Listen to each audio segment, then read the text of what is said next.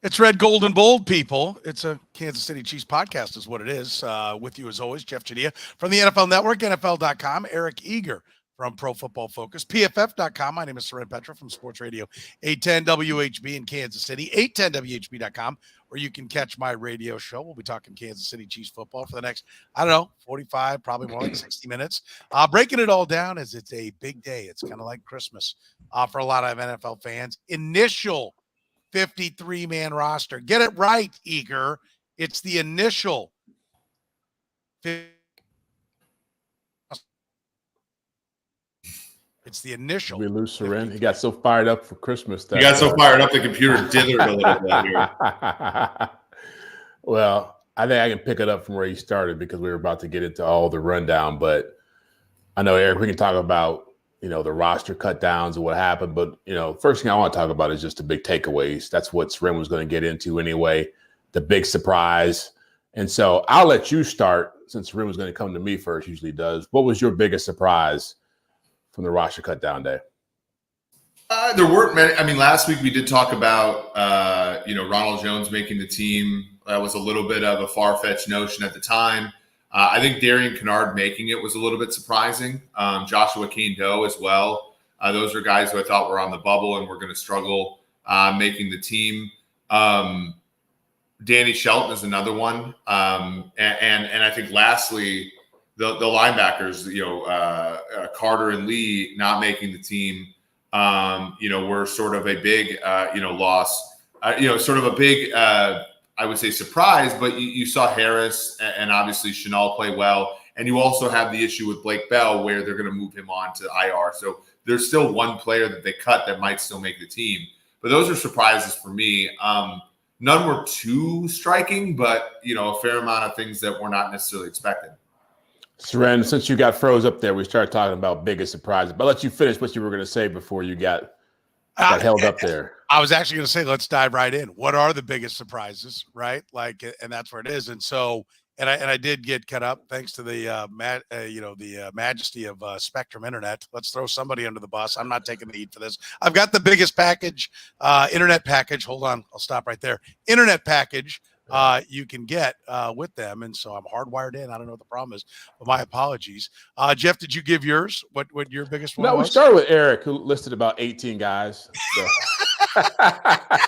He took all the content I was going to throw out there. Wait a minute, Eric. So let's do this. Biggest. That's one. What's the biggest surprise? Well, I guess I listed them all out. The biggest surprise, in my opinion, is that they kept 5 wide receivers. They kept 5 wide receivers, not 6 or 7. Okay. And you is that to say you think it's a mistake? No, I don't think it's a mistake. I just and they might keep more. I thought it was a surprise. I thought they would keep more, but they kept 4 running backs, 4 tight ends for now. Makes sense mathematically. All right, Jeff. Then let's go to you. So he says the 5 wide receivers is the biggest because I've got my own and that ain't it for me. What is your biggest reaction to it? Danny Shelton probably getting cut. It seemed like when you make a move like that in training camp and, you kind of know what you're getting, there was no surprise in what he was supposed to be. So, and granted, I know this is initial and maybe there's going to be some moves made in the next couple of days, but he seemed to be auditioning for a role as a run stopper, a guy who could set Chris Jones free. And I almost feel like the moves they made in other positions, especially the quarterback room, the running back room, didn't allow them the flexibility to keep him around. I think he was one of those guys that, and Darian Kinnard being somebody too, I didn't understand that as well. But that's I want to be positive about this. I don't want to be too negative about guys like who I thought were going to completely be gone. But Danny Shelton, I thought would be on this team. All right. And I agree. I thought he was a guy that definitely I'm in agreement with both. I had 6 wide receivers, not 5. So that did surprise me. We can talk a little bit about the guy who most people had on, Dory's Fountain, here in a little bit as to whether or not this will end up being considered a mistake or what did he really bring to the equation. But I guess I won't be as positive, Jeff, because I don't know what's going on with Kinnard. I mean, This team, I think, has been very good. I think they were under John Dorsey. I can remember him cutting one of his first drafts. Usually when you come in and you're taking over a team that's 3-13 and you draft a guy, you're not cutting anybody. But Braden Cooper was like a 6th-round fullback from Kansas State. You're like, what are you taking a fullback for? And they made the trade for Anthony Sherman, and they cut Cooper. And I remember asking, like, hey, why'd you even take the guy? And I was kind of jousting a little bit, joking around, like, why do you take a fullback? You can find him wherever. And he's like, well, we needed it. It was important for Andy's offense. And I said, well, yeah, but like I said, you found Anthony Sherman. He goes, yeah, and exactly. When I found better, I cut him. I didn't keep him around as like a trophy to like look at all the guys we kept. And I think you saw the same thing from Brett Veach last year when he dropped Colin Powell or Cornell Powell. What is it? Because Cornell. Cornell Colin Powell would be more impressive. Yeah. That's right. Former head of the military. My bad. Yeah, that's pretty stupid on my part, but I don't think anybody's shocked that I said something stupid. But yeah, I think this time I thought, okay, they're going to do the exact same thing, right? They're not going to double down and say, well, we took this guy, we're going to keep him. And I don't think they did. Let me be clear. I'm not trying to say that this is just them having to justify their draft picks, because I think obviously with the championship rings that they can all tap on the podium of they'll do a press conference as we record this on Tuesday night. Brett Veach will have a press conference tomorrow. They can tap that ring on the podium and rightfully so. They won that championship. So I don't think that's what they did. I just don't get it on Kinnard. I didn't see anything. Everyone I talked to, and I wasn't up there near as much as a lot of other guys were, but I didn't see anything that said, okay, this is the guy that, you got to have, and that, or even really any promise. I will offer this. I certainly won't fall out of my chair if we see that he ends up getting cut, or not cut, put on the IR because there's some mystery injury there. And this was to have him to come back, and turns out that, yeah, they agree he didn't play well in training camp, but he's capable of a lot more when he's not hurt. But Kinnard to me was the most puzzling, because I just didn't see it from him. And I'm with you. Shelton, I figured we've seen veterans brought in late and they don't get cut. But to your point, Jeff, this didn't look like that. This looked like the finishing of the rebuilding of the defensive line, and a guy who wanted to miss some training camp time, but is obviously a vet and has a skill set that is coveted by some, but to not make it, I don't know. What does it say? Let's go back to the Shelton point.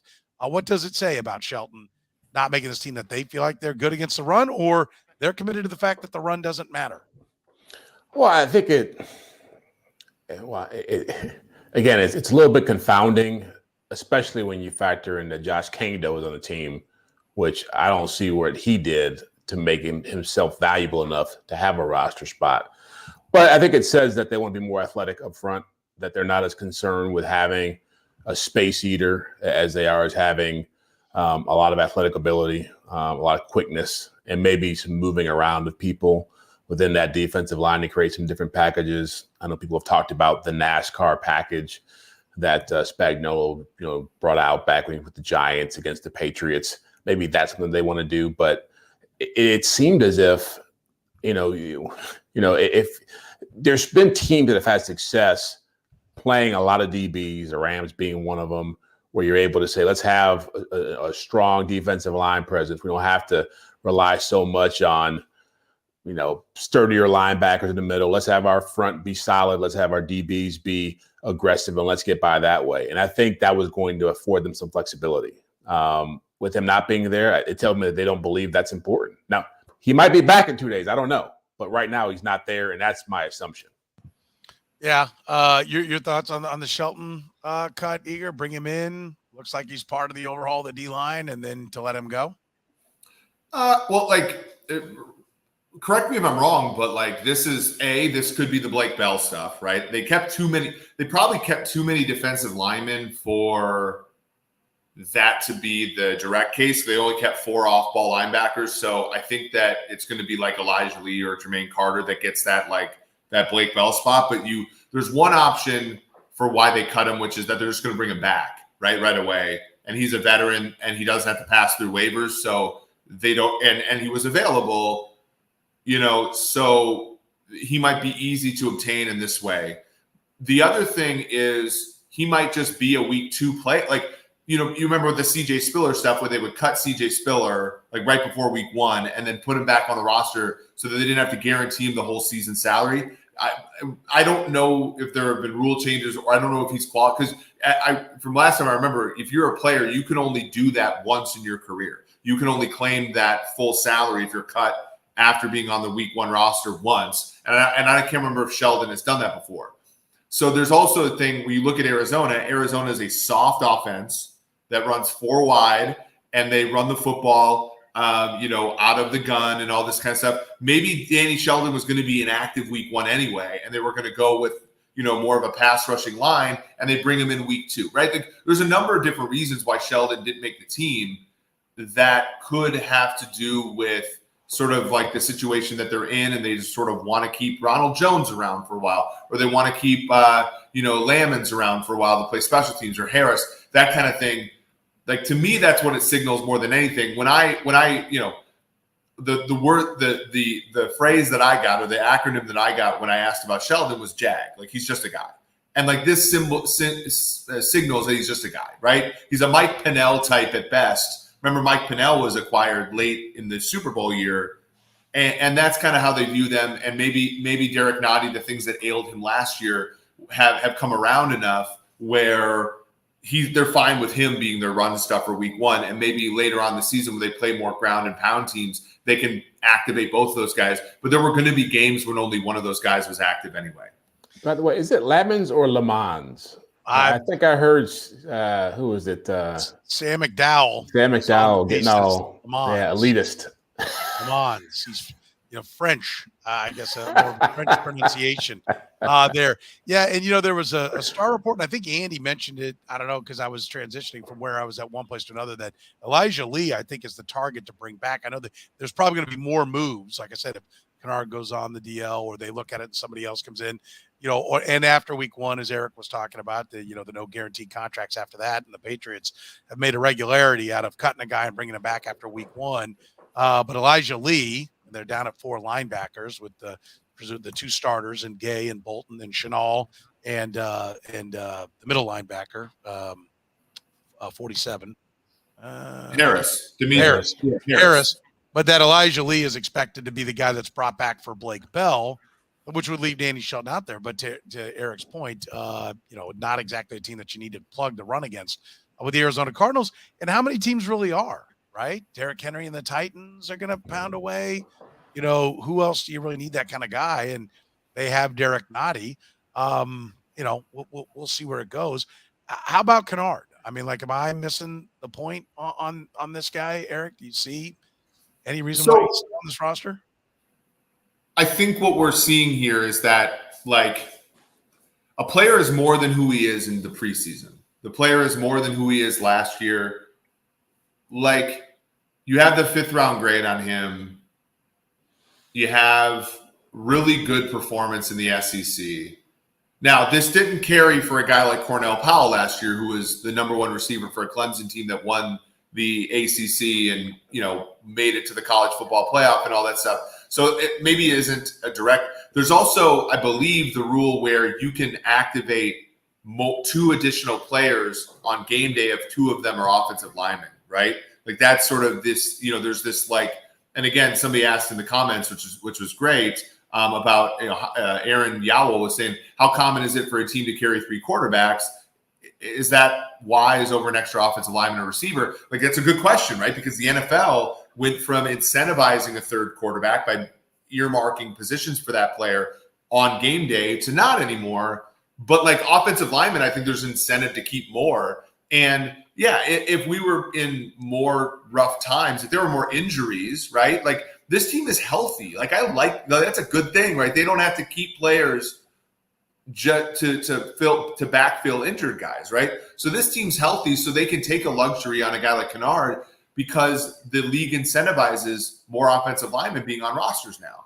And I think it's more about that. Like, Kinnard did not play his way onto the roster this preseason. Let's make no mistake. And you guys were at St. Joe's, obviously more than I was, and he didn't play his way on there then either.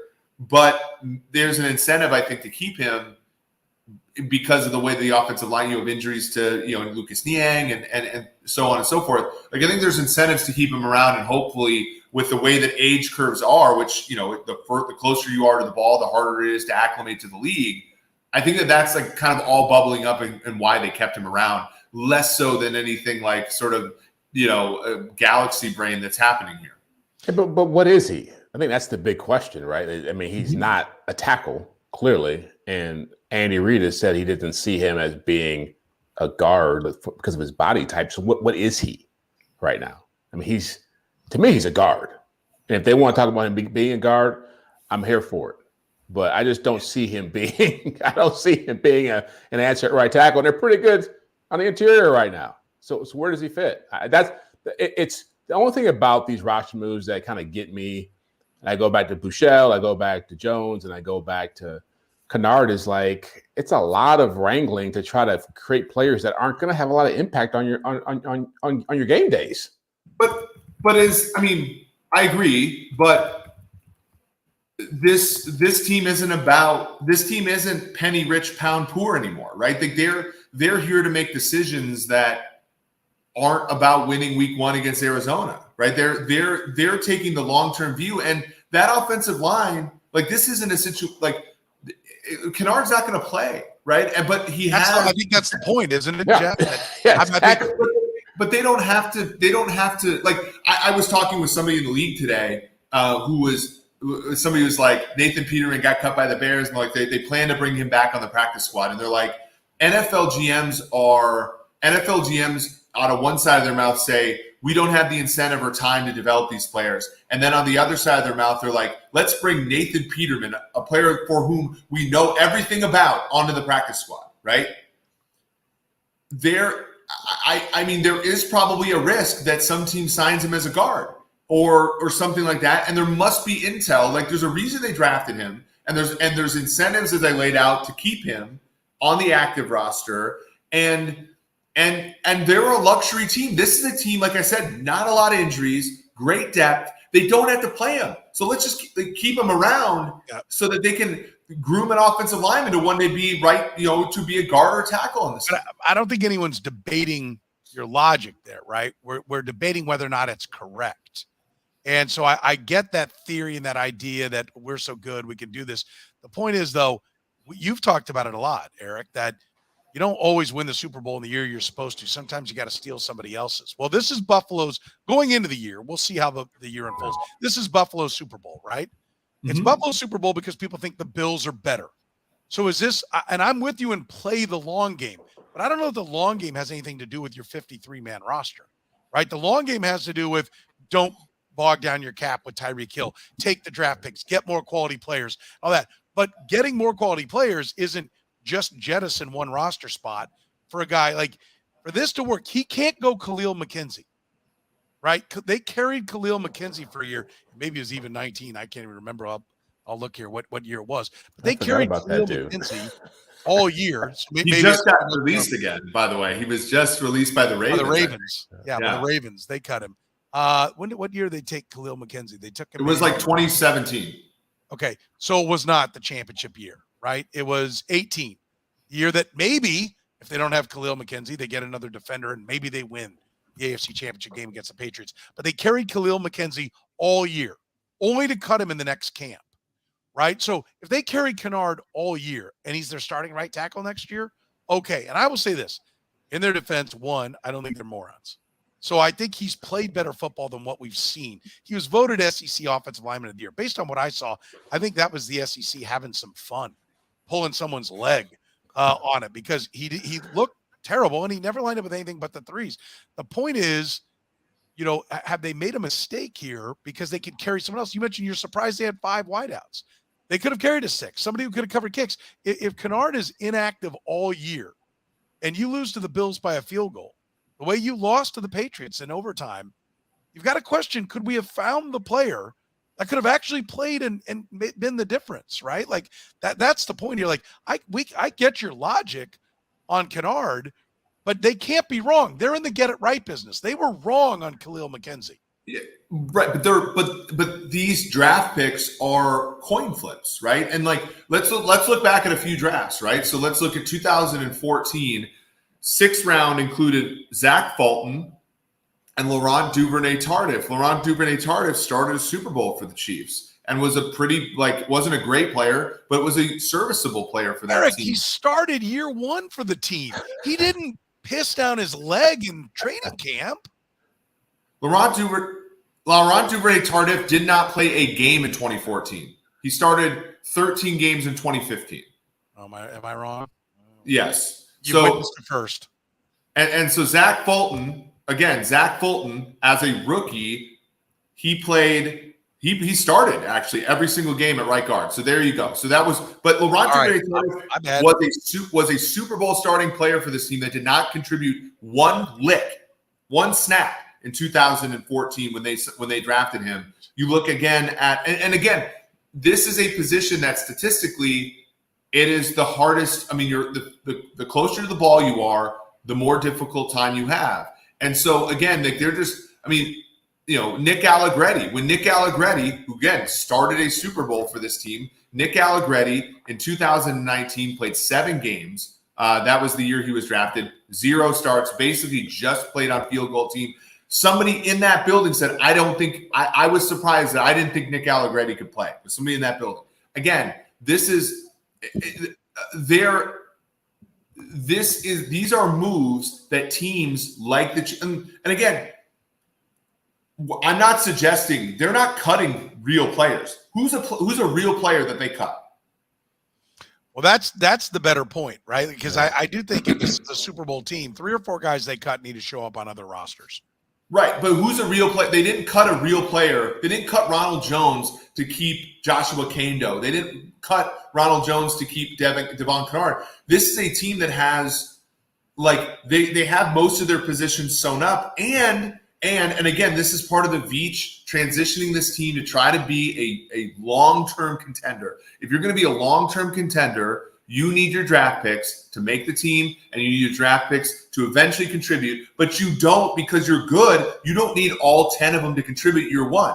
It's a different leaf for the Chiefs. Last year, they drafted to fill holes because they had holes because they were a stars and scrubs team.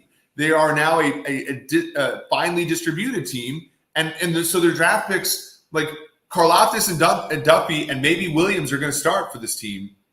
Like, other than that, like, all these other guys are going to be backups. And Kinnard's further away, but he's also playing a position that's harder to play as well when you're young and you're a later round draft pick. So to me, I just think the opportunity cost of keeping him is not that high.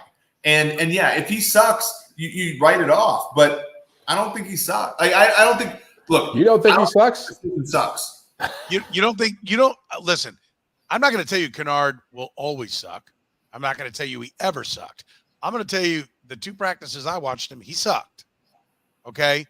Like, guys who are not on this roster were smoking him off the ball. Right? I haven't heard anybody celebrate the guy in training camp. I haven't either. One person who's out there How about every this day. one? Donald says, perhaps, by the way, if you're catching us via the podcast later, we stream Tuesday nights at 9 p. Central, so you can be a part of the conversation in the chat room with YouTube, Twitch, and Facebook. Donald says, perhaps Brett Veach is taking a cue from Dayton Moore and keeping Kinnard around for Bible study on Sunday morning before the game. Nothing else makes sense. Just want to tip of the cap to Donald. He managed to insult both Kansas City general managers in one message 2 sentences on our podcast here. So, you know, I guess well done. I'm not trying to be negative here, but that was impressive.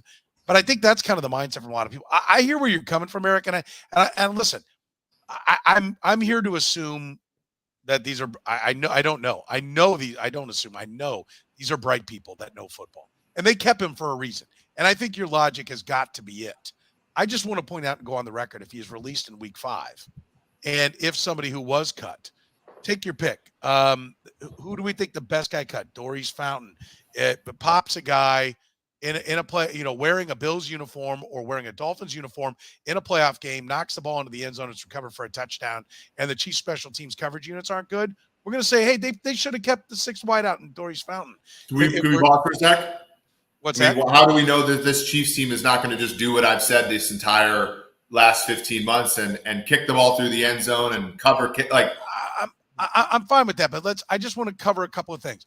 Elijah Lee is allegedly going to be brought back. What if somebody else says, no, we're going to sign you and start you, and he doesn't come back? And now they're down a linebacker who looked pretty good, was definitely very good on special teams. And trust me, and I'm with you, Eric. I didn't used to be, but you're pulling me towards the, let's not build the roster around special teams or anything. But I think it needs to be pointed out. I mean, that's one. Jermaine Carter is a competent linebacker. They take a couple of injuries at linebacker, and they don't have those guys. Now, Carter didn't necessarily play that well, but his bio and the film on him in years past and the $1 million guaranteed they gave him says that they thought he could be a competent linebacker. He's better than Josh Kane, though. How about that? Yeah. I mean, the point is, like, they got to get it right. And, I am a little surprised that I don't see more guys that I think are going to land elsewhere. Like I'm very big on, I do think this team's better. Like maybe that's a question we should just ask. Is it better? I do think this team is better, but I'm not like, when I look through the cuts, I'm not like, I really thought that we were going to see 3, 4, 5 guys on other teams. Maybe we will. Maybe Devin Key's going to land somewhere, but I don't know, Jeff, I was a little disappointed in the list of cuts that I saw, because I was like, it's actually not as good as I thought it was going to be. Yeah, I was listening to the radio, and I think it was Adam. I think it was Adam who said this. He talked about just the depth. He didn't think the depth of this team was as great as it's being advertised. That the frontline players are really good, but the guys behind them were not as outstanding as people may think. And he suspected that once we got to this place, that there would be a lot of guys who would be nabbed up immediately, to your point. So I do wonder, what concerns me is, and I think they're going to end up with 6 receivers in that room, but to have 5 receivers with 2 or 3 guys who've had injury issues in their careers, that's a scary proposition.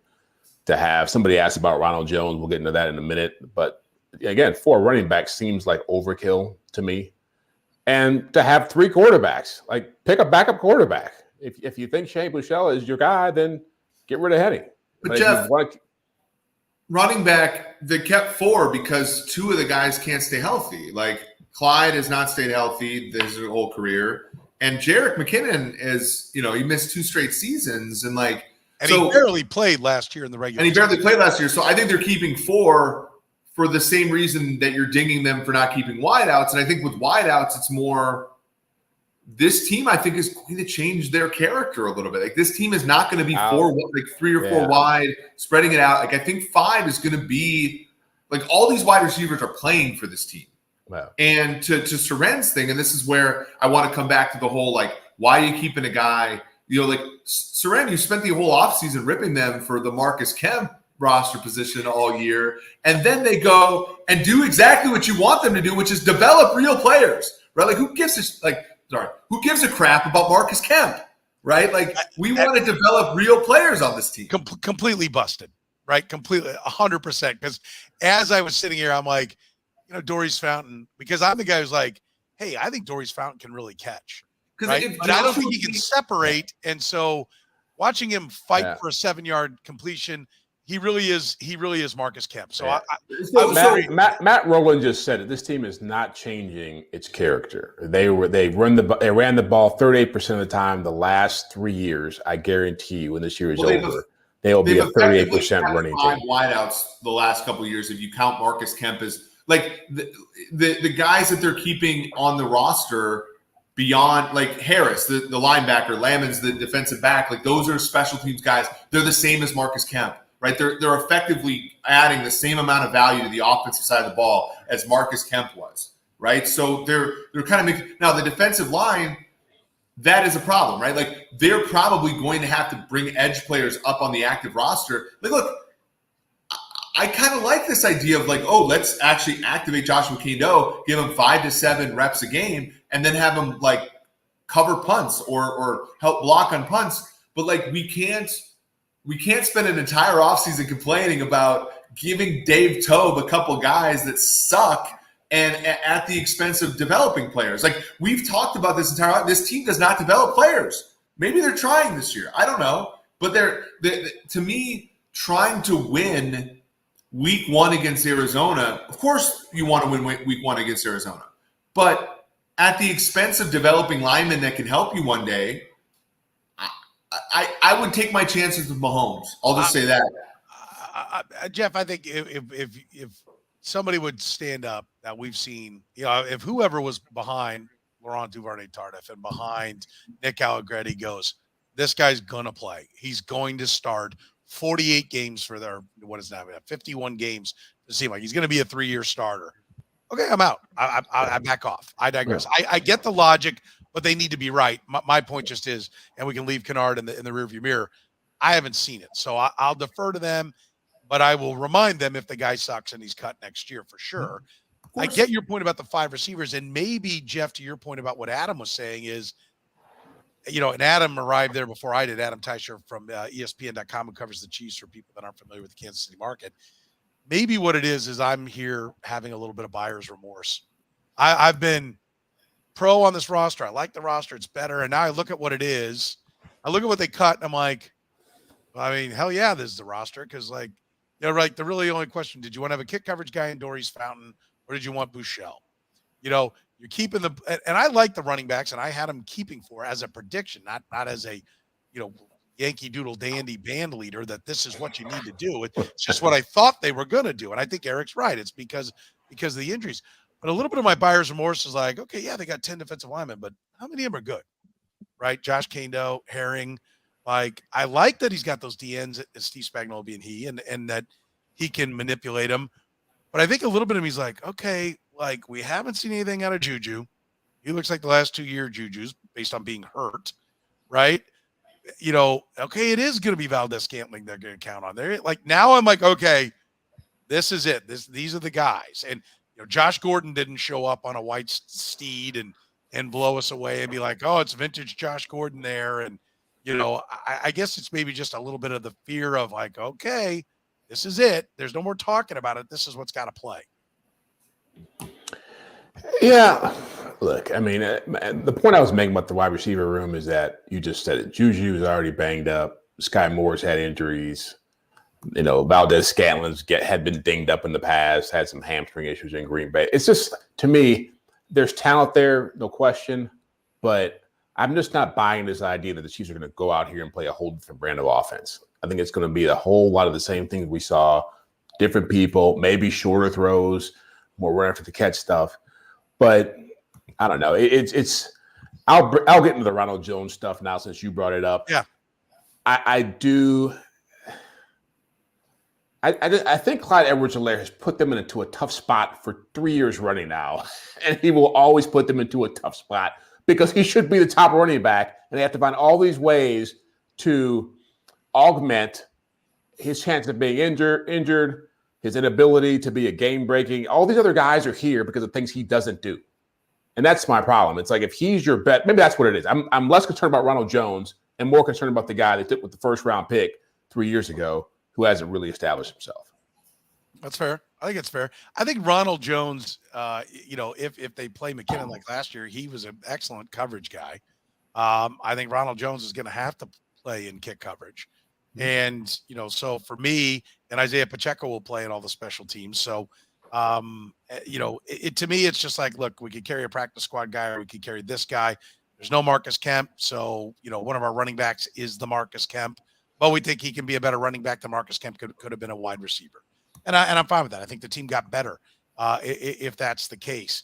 I think Ronald Jones is a tough runner. And I think if they block the way they ran straight ahead in the final preseason game, I think if it gets down to Ronald Jones, which is what I think it'll have to do, then I think you're going to be pleased with what Ronald Jones. I think he's better than Spencer Ware, right? And that's what Andy said about him.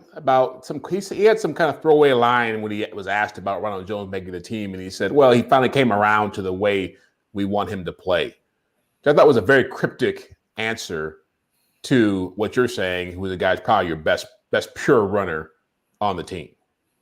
I think he was going to get cut before last week. Well, that was the report, right? The report said that he played his way onto the roster in the third preseason game, sorry, and that he ran really well. I mean, this team, and this is part of my thesis about the offense changing is like this team needs a running back that you can go in I formation and a tight end, in line, motion a receiver in, and have the run be a credible threat. And that is because I think we've seen it all preseason. Like this team needs to be able to run play action and have the credible threat of the run, right? And after years, like in 2019, I can't remember exactly the numbers, but like 2019 was the first year I've ever seen a team run more play action than they actually ran run plays for an extended period of time, right? Like eventually the league was kind of like the league's linebackers don't move against the Chiefs. They just don't. And so they need a running back if a linebacker is going to stand there and take it, they need a running back to go out there and give it. And there's no player that the Chiefs have had since Kareem Hunt who has been that runner, like that runner that will, at the point of attack, just give, more than he's getting. And Jones is a deficient player. He's not good at pass blocking. He's not good at catching the ball. But they just need a credible threat in the run game on early downs. Yeah, I will chime in this on the Ronald. By the way, Evan, nice job, Jeff. Absolutely grabbing the bull by the horns early on as he's joining us a little bit late, and I froze up earlier. Just late, yeah. On Ronald Jones, I don't know that he was cut. I don't think I still don't think he was ever cut as much as I think he showed up thinking I'm on this team. I think it was about attitude and intensity and just like, no, I'm Ronald Jones. I'm here, and I think they wanted to see more. And he gave them the more that they wanted to see. And I think he probably felt like, listen, I'll turn it on when I get to the regular season because, listen, he's been a high draft pick and a guy that the Bucs weren't going to cut. And then he performed well enough for the regular season that the Bucs weren't going to cut him. Then he's without a job. He's like, well, they're coming to get me because they got needs at running back. So I'm the answer. And I think it was a bit of a wake-up call for him. Maybe I'm wrong. But don't you think he's a little strange what happened to him in Tampa? They had to go get Leonard Fournette to be their bell cow back when he'd been there for a guy they drafted in the second round. When a top 10 pick, top 5 pick, I know he was picked in front of Patrick Mahomes and Leonard Fournette is made available, I would hope every team had interest. And it was about what price is it going to cost to get him. Like Leonard Fournette can run the ball. You saw that at LSU. He has power. He has one-cut ability. And when he's on the open market, that's a guy I complained about the Chiefs not having the cap room to go get. Right? Like that they got to run with more cap room to be able to acquire those kind of guys. So I get what you're saying. Yes, it's a problem in the sense that if you're a second round running back, right? Jones was second round, right, Eric? If you're a second round running back, that you should make that job yours and nobody should be able to take it from you. He never did that. Clearly, he did not live up to. He ran for 1,000 yards the year that they picked up Fournette. Yeah, but that's my point is I think Fournette got pushed out. Yeah, I think Fournette's an elite talent, an elite runner. Well, Fournette's a reliable running back. This is one of those things where Chiefs fans think about like he was their Darrell Williams, and I don't mean to talk crap about Fournette, but like Fournette's not good. Like he was a reliable runner for he was a reliable guy to stand next to Brady in the gun. This is, by the way, Brady led the NFL last year with 719 pass attempts, and I tweeted this out the other day. You look at the teams that have led the league in passing attempts. They're Mannings and they're Brady's, and then there's a bunch of 4-12 Matthew Stafford teams. And so they don't keep him around because of his running. They keep him around because Brady is comfortable with him standing next to him in the gun. That's it. That's all that Fournette is, and I get that. The Chiefs don't need that though. The Chiefs need a runner who can take down linebackers in the middle, like when this offensive line gives them holes. Let's go. Let's give a yes/no to the answer to this question. There will be a game where Ronald Jones makes a difference for the Kansas City Chiefs. I will say yes. Jeff? No. Eric? Yeah. Okay. All right. So I think that was probably the argument in the room. It probably went 2-1 or 6-5 or something like that. That's probably about where it was. And by the way, at the end of the year, both sides will probably be able to claim victory. Eric and I will be like, there's that game where he had 45 yards in the third quarter. That was where they took the difference. And Jeff will be like, come on. They were up 6 when he ran for the 45-yard. Like, it'll be a debatable whether or not any of us were right when it's all said and done. Let's move to Michelle. We mentioned him a little bit. What is the reason you keep a Shane Buechele? How would you describe it, Jeff, as to what does this say about Shane Buechele and what the Chiefs think and what his career will eventually be? they obviously like the guy. He's been in their system for a year, or his second year in the system. He has shown enough on tape that if you get rid of him, the odds of him clearing waivers are not great. You have a 37-year-old backup quarterback who's been here for 6 years now, 5-6 years, who's been very helpful and beneficial to Patrick Mahomes and finished off a playoff win for you a couple years ago. But they have to start transitioning into, we need to have a young developmental quarterback behind our star quarterback as opposed to a 37-year-old journeyman quarterback like Chad Henne. So my feeling is they're thinking, this is our backup quarterback of the future. Let's not lose him. He's here. We can survive having him on the roster and getting rid of somebody else for a year, and let's just ride with him. I think if they got rid of him, he would be playing somewhere else right now. Okay. Eric? I agree. I mean, you look at Minnesota. Minnesota traded a 7th-round pick for Nick Mullins, and Nick Mullins sucks. They did that because Sean Mannion sucks even more, and Kellen Mond is a 3rd-round pick out of Texas A&M that was so bad that Kwesi Adolfo-Mensah had to cut him 1 year into his 3rd-round pick life. Right? You look at Jeff's team, the Detroit Lions, and they had what the young people would call a mid-off during the Sunday game between Tim Boyle and David Blau. Both of those guys suck. Like, there's one path to basically building that quarterback, and it's either to pay up for a guy like Chad Henne, right? And over time that becomes more expensive, and we're not even sure over time whether or not that guy is actually good, right? We don't know. Like there's going to be one preseason one of these years where Chad Henne rises up, and we're all like, "Oh my gosh, what happened to this guy?" Right? And you're going to need another. And if that's what happens to you, and you have to go out and get a Nick Foles or a Jimmy, look at the contract Jimmy G just signed with the Niners. If you want to, it'd be nice to have Shane Buechele just sitting there and be like, "Hey, I'm pretty developed over here." You know what I'm saying? So that's kind of where I'm at with this. It's like they're trying to get rid of Henne one day, and they need a quarterback who they can develop in their system, because a lot of this stuff is system based. A lot of this stuff is, these guys are musical chairs all around the league, Nick Mullins and all this kind of stuff. And it's like, if you can get a guy to buy into your system and be like a reliable backup, then one day you don't have to pay Chad Henne what you're paying Chad Henne. And you can get a discount there, and a guy who actually might be pretty good. How about it? I mean, kind of some of the things I've been putting up there from George and Aaron and the guys about, well, if he's so good, why do you need Henne, right? Why not just keep him and walk on Henne and add to the depth of your roster? Is the fact that Buechele's on this, see the point that, Jeff, you made about Adam Teicher, also kind of saying, I'm not sure this roster's so deep. Is this more a product of, we don't really have anyone better, right? So let's go ahead and keep the guy that we think's got a little something? Or is it, no, we think this is a guy that if we have to play 4 games with him, maybe not this year because they've got Henne, but next year he can go 2-2, or he can go 3-1. He can be that kind of quarterback. Which do you think this is a result of a lack of talent elsewhere, or they really think that there could be? This is the group, and again, smart guys. This is the group that carried Tyler Bray for what seemed like 18 years. It was 18 years, wasn't it? For him to literally crap down his leg. But hold on, they put him on the field. They cut Kevin Hogan, and they cut draft picks to keep Tyler Bray. Like, they had a mid-off too to get Tyler Bray, and eventually he sucks. Again, you make my point for me. That's what I'm saying. But like Buechele, Dustin Crum had a good college career at Kent State. I'm trying to think of the other guys that they've brought in, but like Buechele has played. Like, do we agree that he's played well enough to deserve a look?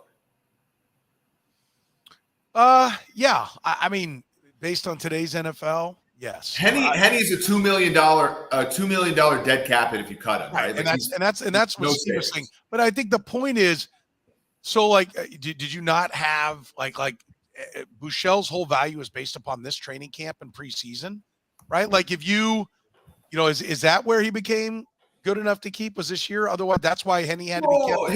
His market value was such that another team wanted to poach him last year. Right, but so is that why you kept him? is because somebody else wanted him? Because he wasn't on. They had him. I guess what I'm saying is and I understand. Well, why keep him on the active roster if you can keep him on the practice squad? Got it. Somebody wants him. Okay, we like him. We're going to keep him. But if you liked him a lot, you wouldn't have brought Henne back. To Jeff's point, right?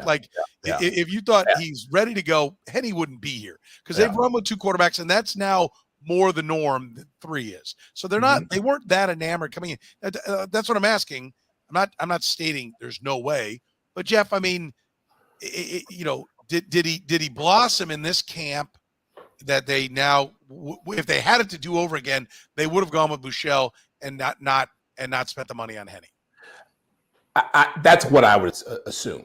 I feel like they came into this not thinking he could be the kind of quarterback who could play in a pinch. But my argument's always like, if you lose Mahomes anyway, season's over. So what does it really matter? He's not going to go in there and take you to a wild card spot or get you a division championship. It's like you have to start thinking that way. And so whoever's playing behind the quarterback, I'd rather save money and develop somebody than go with the assumption that, hey, this guy, if we have to put him in there, he can get us through in a pinch. I just don't, I forget who the backup is in Green Bay. Green Bay's carrying 2 quarterbacks and 2 running backs right now. So it's a whole different mindset up there about how they're building their backfield. But yeah, I'd rather go with a young guy with Mahomes being at the level he's at now. Not the value Henne brought as a veteran was helping Patrick Mahomes grow and mature. That value does not matter anymore. But can we go back to when this decision was made, right? Like the decision is made to bring back Chad Henne because we aren't sure about Shane Buechele, right? And the decision to sign Dustin Crum as an undrafted free agent is because we're not sure about Shane Buechele. We have hints. We have the hint that another team wanted him. But last year was we forget. I once went to a game over there downtown Cincinnati that Josh Johnson started for the Ravens because of COVID and because of all this nonsense. Like Buechele had value, but he also had value differently than a normal season because teams were desperate for quarterback play. So you have incomplete information about the whole thing. Now, again, he shows you promise. You can't get rid of Henne because of money, or you shouldn't, right? Like you don't want to give up just $2 million. And the alternative is to say, look, we like what we see out of Buechele. Let's have him compete with, let's say, Dustin Crum or some crappy ass backup that costs less money than Henne. And what happens if neither guy wins the job and they're struggling, and they have to bring back some veteran guy this time of year that's going to cost them more money? Several things based upon what Jeff said, and I'll quote Thomas here, who is quoting who's the Colts old OC? Oh, Tom Moore. I love it where Ron Jaworski tells the story. He's on the sidelines, says, how come Peyton Manning's taking all the reps? And Tom Moore says, I'll tell you why, because if 18 goes down, we're effed, and we don't practice effed around here, right? That's where that story comes from. That's Jeff's point. That's now the Chiefs. With either one of these guys, they're effed. So what's the point of trying to be, a fraction better? If on a scale of 1 to 100, one's a 31 and one's a 27, irrelevant. Take the one that has some upside. And I know you're going back into finding, say, hey, let's go back to when it was they'd already signed Henne. That's my point. Again, I feel like Eric keeps coming in and blowing up our points, putting more helium in our balloon. And that's what I'm getting at. So I'm asking you, are you concluding, Eric, that Shane Buechele in a training camp and preseason game against backups has gone from being a guy that they couldn't count on to now they could, and if they would do it again, they wouldn't sign Henne? I think Shane Buechele, everybody carries 4 quarterbacks in camp to have enough throws and all the drills and everything like that. So he was a camp arm. It ended up being a decent camp arm, to be honest with you. I thought he at least did a little something out there, showed some balls at times at least, and standing in against the rush. But I mean, that's what I'm asking. Is Buechele better now? Because if he is, it had to have come since they signed Henne, or they wouldn't have signed Henne. But so isn't there a recent phenomenon, right? So I'll come back at this idea. I love Thomas's historical understanding of the league, but I will come back with a little bit of evidence. November 3rd, 2019, Kansas City 26, Minnesota 23, won Matt Moore as a 5.5-point home underdog won a game outright against a playoff team. Again, making our point for us because he No. wasn't even in camp. He wasn't even on the roster at this time, Eric. Yes, I agree with that. But what if, and here's the thing, this is the logic behind it. What if your goal is to develop somebody who is less expensive than Henne and less expensive than Matt Moore in the aggregate in 2 years? What if that's your goal? I think it's a noble goal. Okay, then what if it's okay to have Buechele? What if it's okay to have him be extremely encouraging last year and poachable, and then this year still hedging your bets with Henne and developing Buechele as the third quarterback? Because again, the quarterback for this football team is Patrick Mahomes, and it doesn't freaking matter who your sixth wide receiver is. It just doesn't. Which again is promoting Jeff's point about if the team goes down, we're anyway. You're saying that if Buechele can't secure a backup quarterback spot in this offseason, it wasn't worth buying into him. And my point is that why can't you just develop him on the roster right now? A couple of things. I don't know when you were retained, when your services were retained by the Chiefs as defense lawyer. That's number one, because that's what you sound like. Number two, I don't think either Jeff or I are acting like they're morons or that Buechele is worthless or that there isn't a reason. I think you're taking us as being. I love this. I'm on the Jeff side of I'm too negative here.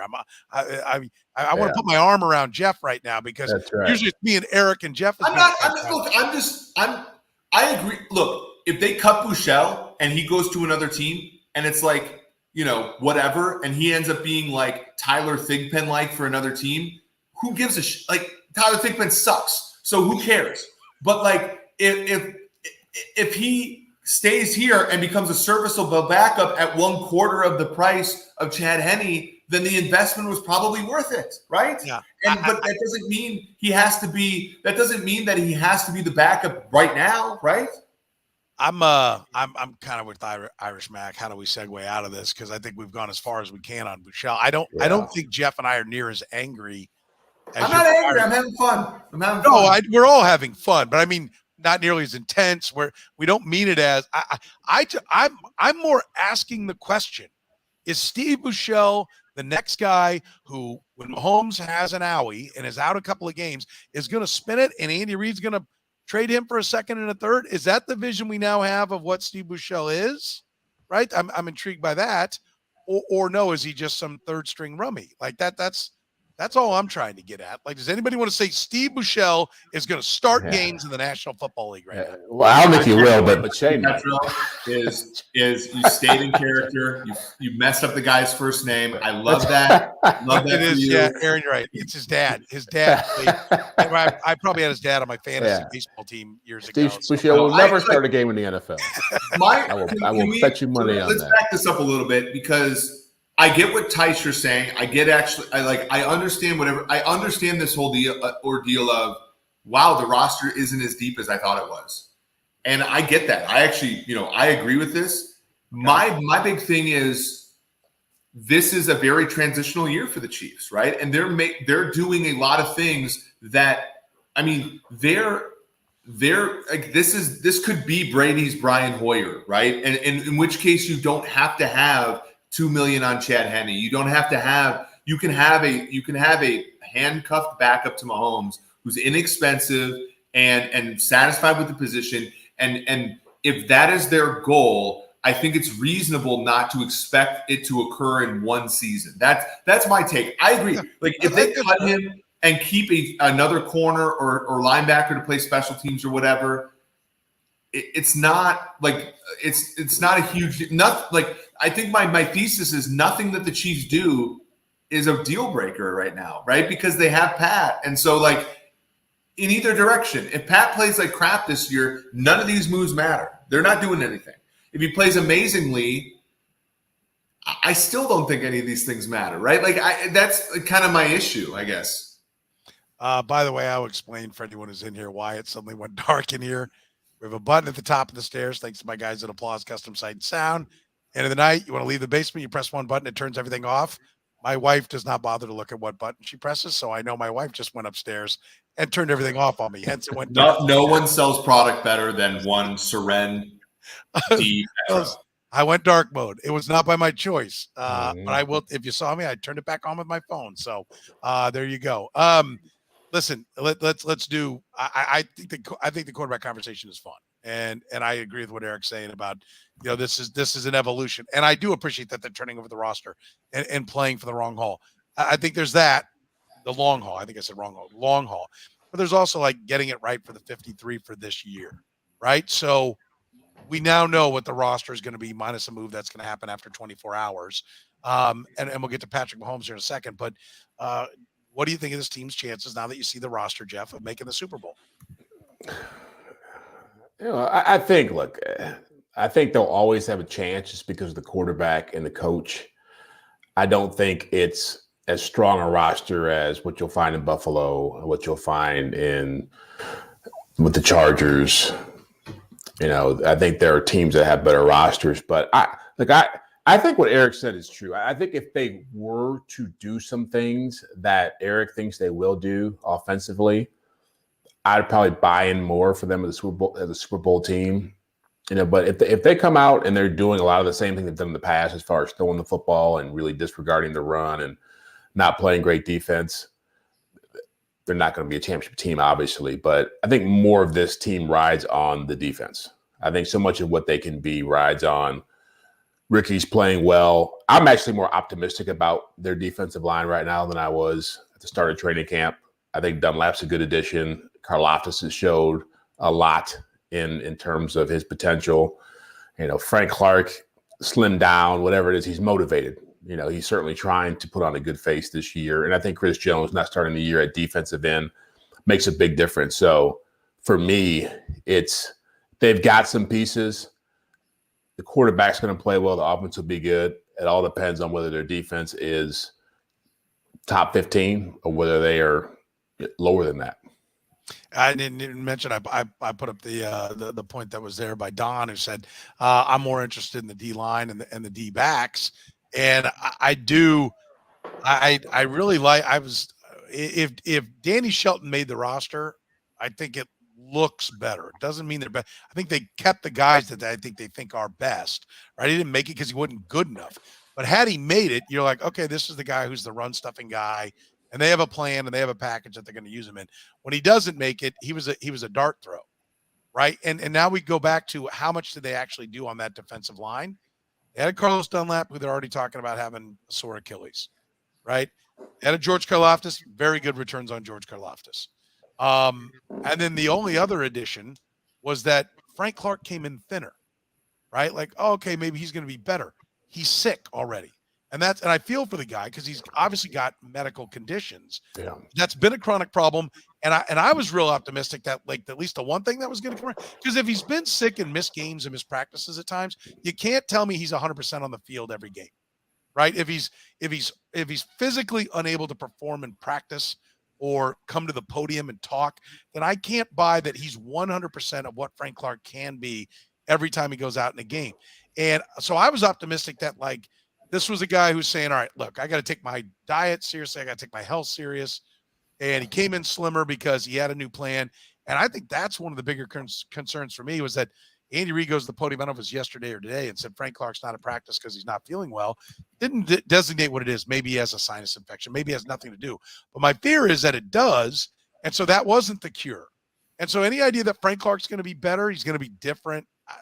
If it is the same illness, I worry about the same problems. So now we come back to how'd they get better on the defensive line?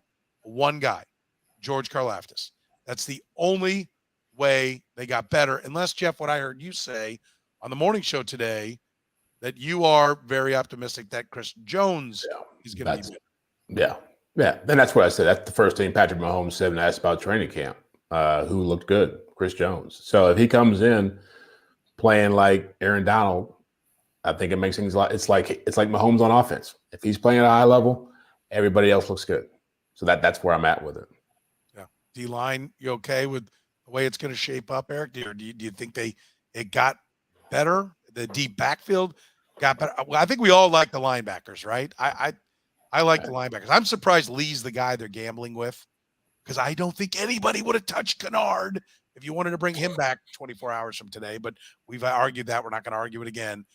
But I definitely think they're better at linebacker. I think they're better on the D-line, not as much as I'd hoped.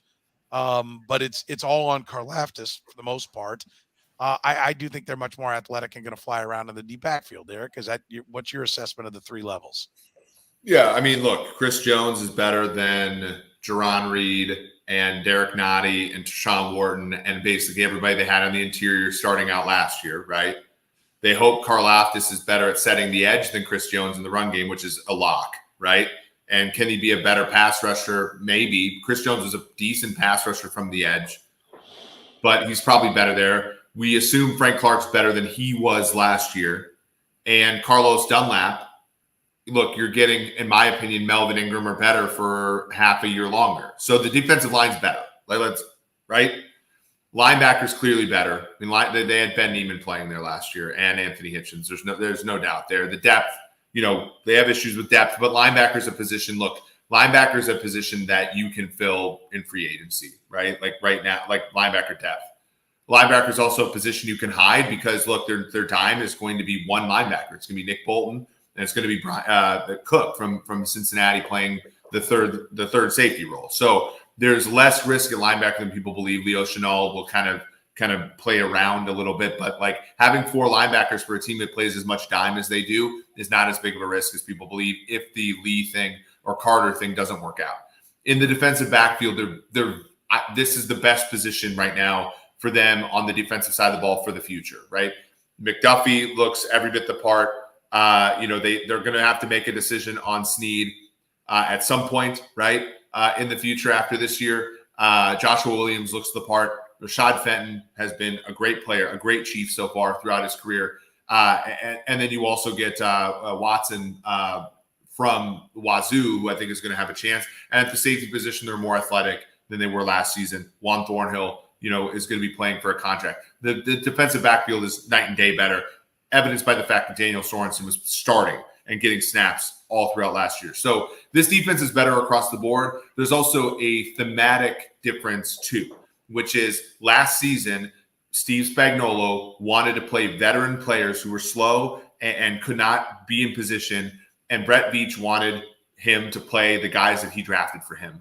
And this season, there has been no difference between who Brett Veach has drafted and who Steve Spagnuolo has played. There is no tension there. That is a big difference between this year and last year. And I think, again, it goes back to the whole, you got to play the players that we're drafting for you. And like that has been the who did they, like when Fenton was injured in week 1 of training camp, who was the player that was playing? Joshua Williams, rookie out of Fayetteville State, right? Like it wasn't some slow corner that's been here forever that they had some attachment to. The Daniel Sorensen of corners. It wasn't the Ben Neiman of corners. They went straight to the bounty crop of 10 draft picks that they got from Brett Veach. And to me, that is the most aside from anything else they've done, the most encouraging thing is it appears that the front office and Spagnuolo are in lockstep on what to do defensively. Well, to agree, and this is what I love. This last Kmart, I just love the idea of Kmart, the final one. I think that has something to do with it. That's his handle. It's frustrating to me, and this is Eric's point, and he put this up here before Eric even got to it. It's frustrating to me that the linebackers are better when both their primary starters were here and available last year, and I think that's the point. And to Eric, saying, hey, they're now on the same page, except for Leo Chenal went in the 3rd round, and let's see, we should expect him on the field, mid 24.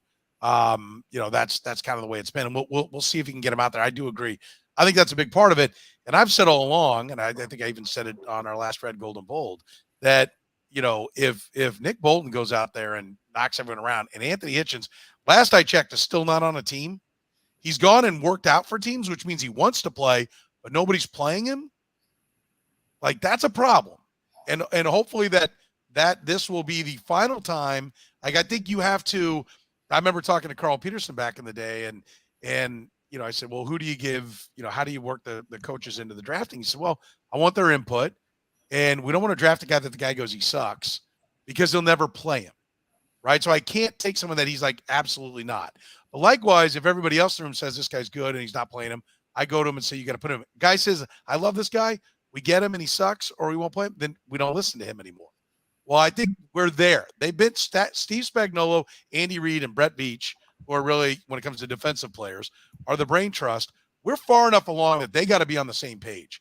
And if Steve Spagnuolo was still playing Anthony Hitchens because he loves him, like, that has to go away. And that has to be Andy Reid that clips that. Like, if Brett Veach and his staff are saying these guys can play, they go on to end up being players. And right now, we know Bolton can play. We know Gay can play. They've all made plays when they finally get their asses on the field.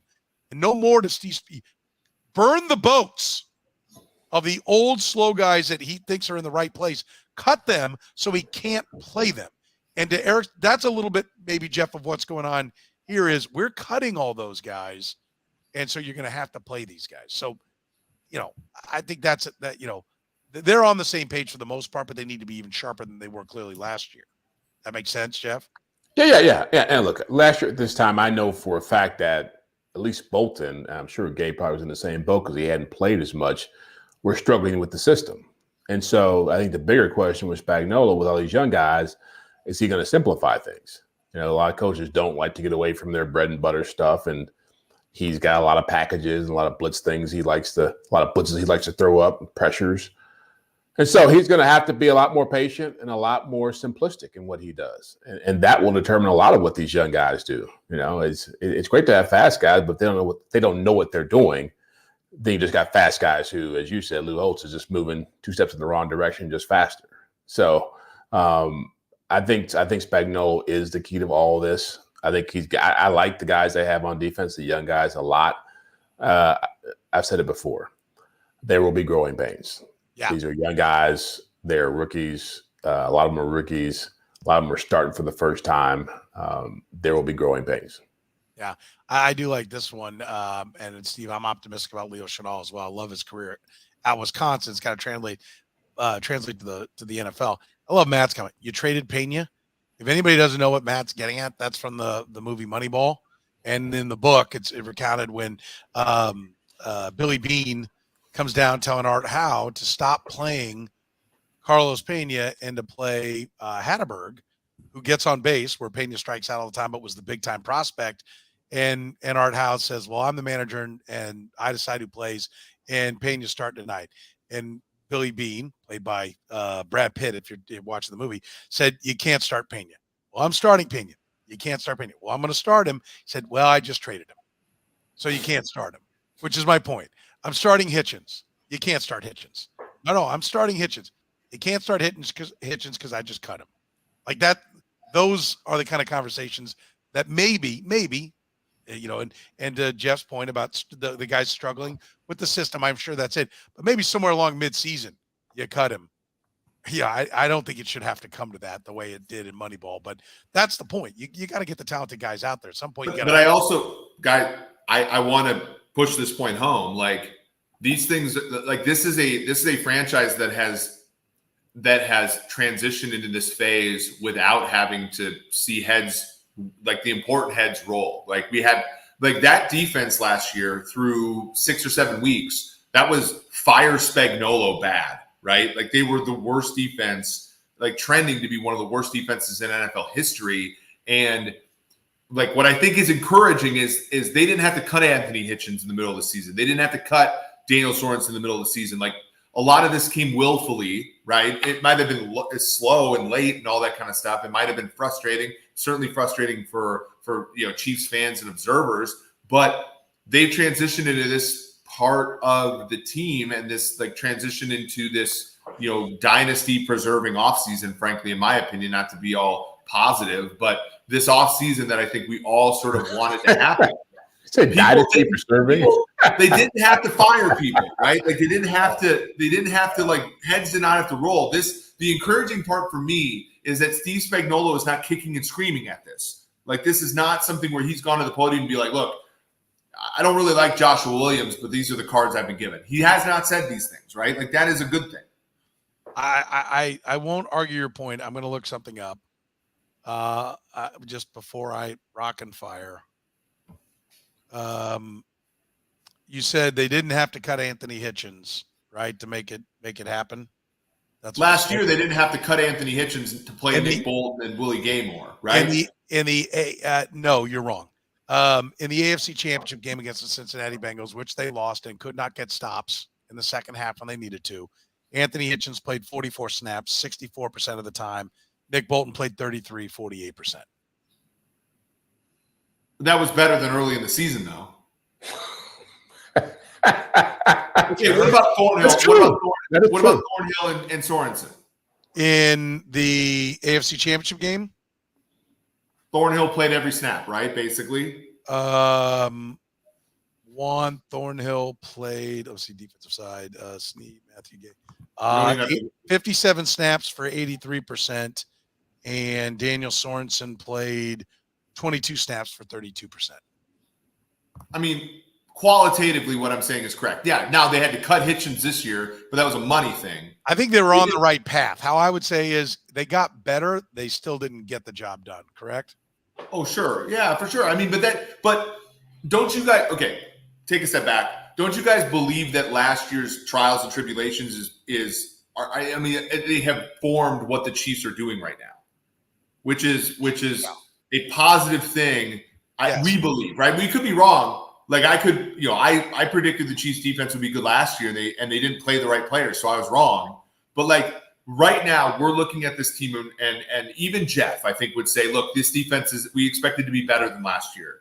And I think last year's trials and tribulations are causing that. And I think that the transition has been smoother than it could be, given the how hard-headed Steve Spagnuolo has been in the past. Yes. Yes, I think it's gotten better. And to your point, if you had to go there last year to get to a championship this year, everybody would do that. But as we know, there's no definitive. We don't have any definitive proof that was the case. May very well have been if you play 22 more snaps of Nick Bolton, you get the Bengals off the field, you go to the Super Bowl, and there was a 4-seeded Rams team that was sitting there waiting. Right? Oh, they would have killed the Rams. Oh, so there you go. Real quick, let's finish with this. Jeff, eighth amongst the players. Patrick Mahomes was voted on the top 100. Motivation, outrage. What should be the reaction to the fact that he is eighth? Patrick Mahomes is going to the Hall of Fame. He's got a championship. He's got a wife. He's got a baby. He's got another kid on the way. Say the Hall of Fame thing again, just so I want to make sure people heard what you said, because sometimes you get painted like, are you saying Mahomes isn't that good? Oh, that's right. I said it's going to Hall of Fame. Okay, there we go. Yeah. For all the people that couldn't hear it the first time, or the 25 times I said it before. So you would hope that this kind of stuff is not affecting him in any way. And I don't know what he was. I remember back, a few years ago, he was tweeting stuff out when he was 4, and it's kind of like, what's going on? You grow up a little more. You get bigger things in your life. Yeah, there are more important things for him to worry about than where he's ranked. I always tell people, because people always come to me talking about this, like I have some say in how these votes go down. The players vote on it at the end of the year. It's based on the seasons people are having. It's not about who you would draft first. It's not about who you'd build a franchise around. It's not about who's the most talented. It's about who's having the best season. And so, yeah, did he have the best season in the last season? No. That was the 8th best. Can't really quantify that much, but the guys who were ahead of him, I can understand how they got picked.